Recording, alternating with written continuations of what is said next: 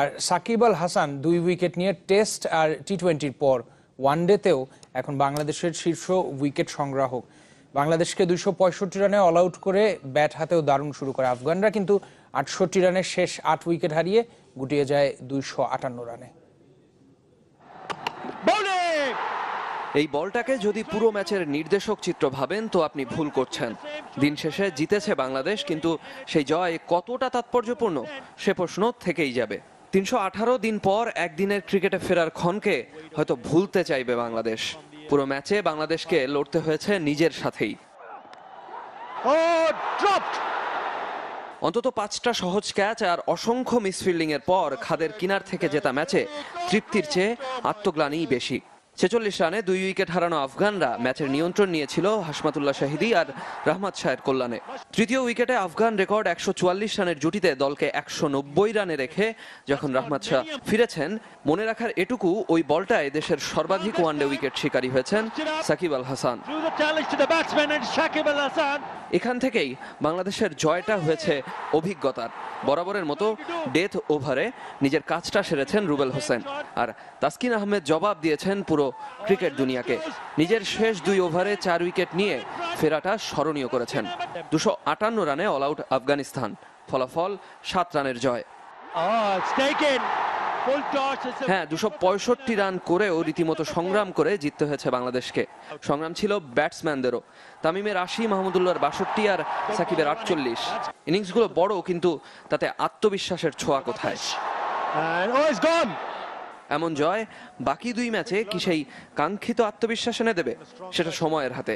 কিন্তু পরিসংখ্যান বলবে এই ম্যাচ মাশরাফিকে দিয়েছে বাংলাদেশের সেরা ওয়ানডে অধিনায়কের খেতাব।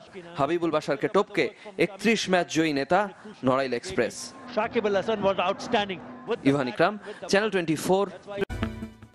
আমার ওই 1 ওভারে 1 রান দেয়া, আর যখন ওদের খুব বড় একটা পার্টনারশিপ হচ্ছিল তখন আমি যে ব্রেক থ্রুটা দিছি ওটা। আসলে আমাদের তো কাজটা মনে করা না, আমাদের কাজটা হচ্ছে করা, ভালো করে করার চেষ্টা করা আর বিশ্বাসটা রাখা যে সব সময় আমরা করতে পারবো।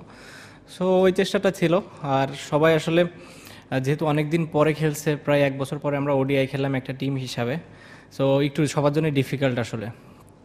সো সবার বডি ল্যাঙ্গুয়েজে ওটা বোঝা গেছে, আজকে আমাদের ফিল্ডিংটা ওইভাবে ভালো হয় নাই। সো এই জিনিসগুলো আসলে ঠিক হয়ে যাবে। শুধু আমার কাছে মনে হয় শুধু এটার বড় কারণ হচ্ছে আমরা যেহেতু প্রায় 10-11 মাস ওয়ানডে খেলিনি, সেটার একটা এফেক্ট হচ্ছে এটা। কারণ মাঠে আসলে চাইলেও মানে অনেক সময় বডিটা করে না, আপনি যতই ফিটনেস করেন, ম্যাচ ফিটনেসের একটা ব্যাপার অন্যরকম। রুবেল তাসকিন দুইজনের জন্য যেটা যে একজন ইনজুরি থেকে ফিরছে আর একজনের একটা নিষেধাজ্ঞা ছিল, ওটা থেকে হয়েছে। সো দুইজনের জন্যই ডিফিকাল্ট ছিল। সো শুরুর দিকে কিন্তু কেউই অত করে নাই, but last 3 over Rubel Taskin দুইজনই কিন্তু সলিড বোলিং করছে। রুবেলের ওভারটা অনেক ইম্পর্টেন্ট ছিল, ওই ওভারটাও খুব ভালো বল করছে। Plus Taskin second last over এবং লাস্ট ওভারটাও খুব ভালো বল করছে। যে সিচুয়েশন ছিল আসলে জেতাটা ওদের উচিত ছিল, এটা আমি মনে করি। আমার কাছে মনে হয় কিছু ল্যাক অফ এক্সপিরিয়েন্স ওদের জন্য এটা এফেক্ট হয়েছে, আর আমাদের এক্সপিরিয়েন্সটা কাজে লাগছে। যেহেতু আমাদের অনেক প্লেয়ার আছে, অনেকগুলো ওডিআই ম্যাচ খেলছি, সো আমরা জানি আসলে জিততে হয় কীভাবে।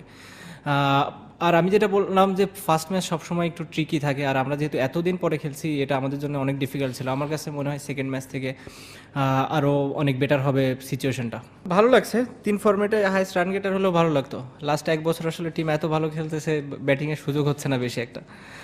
সেটা না হলে হয়তো 3 ফর্মেটে ব্যাটিংয়েও সব থেকে বেশি রান থাকতো। বাট হ্যাঁ, অবশ্যই ভালো লাগে অ্যাচিভমেন্টগুলো, বাট আলটিমেটলি যেটা ফোকাস থাকে যে টিমের জন্য কতটা কন্ট্রিবিউট করতে পারি আর টিমের প্রয়োজনে কতটা ভালো খেলতে পারে। না, ওই যেটা বললাম, যদি 2 দিকেই 3 ফর্মেটে সব হাইস্ট রান গেটার থাকতাম, হাইস্ট উইকেট টেকার থাকতাম, তাহলে অনেক বড় অ্যাচিভমেন্ট মনে হতো। বাট সুযোগ আছে, দেখা যাক ক্যারিয়ার শেষ হতে হতে কোন অবস্থায় যায়। আসলে পরামর্শ তো দেওয়ার ওরকম কিছু না, এই লেভেলে এসে আসলে কেউ কাউকে খুব বেশি কিছু শেখাতে পারবে বলেই না। বাট কনফিডেন্স, কিছু একটা আইডিয়া যেটা আমার কাছে মনে হয়েছে যে আমি যেটা করে সাকসেসফুল হয়েছি, ওই আইডিয়াগুলোর সাথে শেয়ার করা, বা এটাই ছিল মেন টার্গেট। এছাড়া আসলে নতুন করে তো শেখানোর কিছু নাই ওরকম সিচুয়েশনে। বাট কি করলে কি হতে পারে জাস্ট ওর মাথার ভেতরে দিয়ে দেওয়া।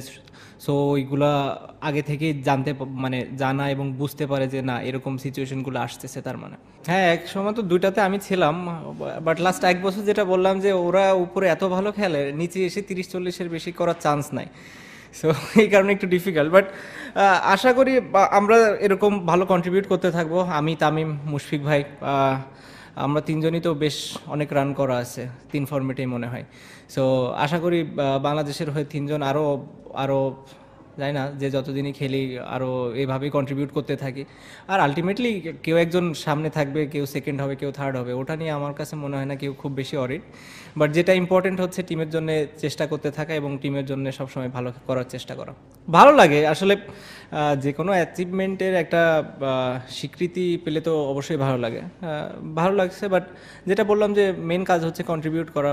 ভালো বেশি কন্ট্রিবিউট করতে পারলে এরকম একটা রেজাল্ট তো এমনিই আসবে, এবং এটা আসলে চিন্তা করার কোনো বিষয় না যে আমি ম্যান অফ দ্য ম্যাচ তো কেউ আসলে বলে কয়ে হতে পারে না। এটা হচ্ছে আপনি কন্ট্রিবিউট করতে চেষ্টা করবেন, যদি আপনি দিন শেষে পুরো টিমের ভিতরে সব থেকে বেশি কন্ট্রিবিউট করতে পারেন, আপনার ম্যান অফ দ্য ম্যাচ হওয়ার সম্ভাবনাটাই বেশি থাকবে। হ্যাঁ, মুস্তাফিজ নাই, একটা সুযোগ আসছে।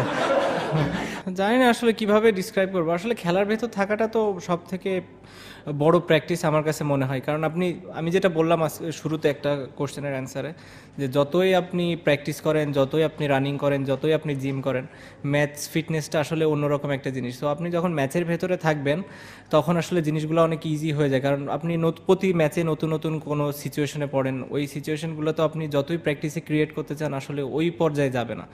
সো এই কারণেই আসলে আমাদের আজকে যেটা হয়েছে যে রাস্টিনেসটা ছিল সবার ভেতরে, আমি আশা করি যে নেক্সট ম্যাচ থেকে এগুলো অনেক কমে যাবে। যদিও আমরা 3-4টা প্র্যাকটিস ম্যাচ খেলেছি, বাট আসলে যতই আপনি প্র্যাকটিস ম্যাচ খেলেন আসলে মেন ম্যাচ, ইন্টারন্যাশনাল ম্যাচ একটা আর প্র্যাকটিস ম্যাচ একটা এক হয় না কখনো।